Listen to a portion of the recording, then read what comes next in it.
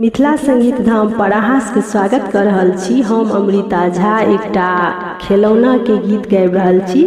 ननद भौज के हंसी मजाक के गीत छै। अहाँ सबके गीत नीक लागे तो वीडियो के लाइक करू और केहन लागल कमेंट में कहबै। और जे चैनल पर नया छी उनका सागर आए कि चैनल के सब्सक्राइब करू। जय मिथिला, जय मैथिली। ननदिया है तोरा निश्चित मांगेब, ननदिया है तोरा निश्चित मांगेब। एक आना सोना सोनरबा के देबै, एक आना सोना सोनरबा के देबै। सोनरबा रे एमे तीन चीज बनबिहा, सोनरबा रे एमे तीन चीज बनबिहा। ननदी ले झुमका ननदोई ले अंगूठी, ननदी ले झुमका ननदोई ले अंगूठी।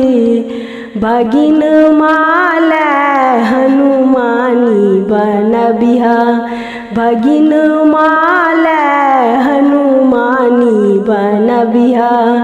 ननदिया है तोरा निश्चित मांगेबा, ननदिया है तोरा निश्चित मांगेबा।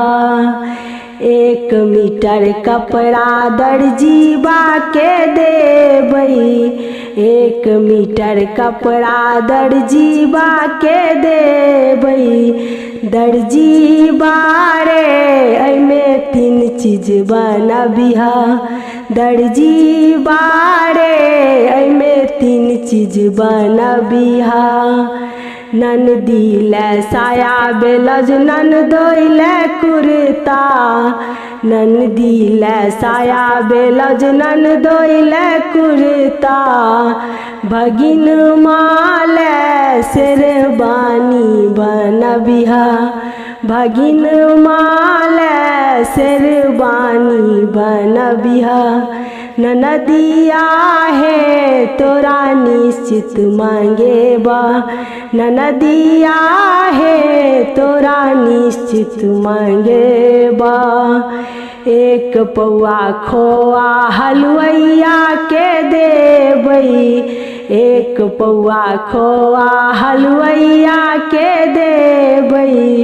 हलुआइया रे एमे तीन चीज बनबिहा, हलुआइया रे एमे तीन चीज बनबिहा।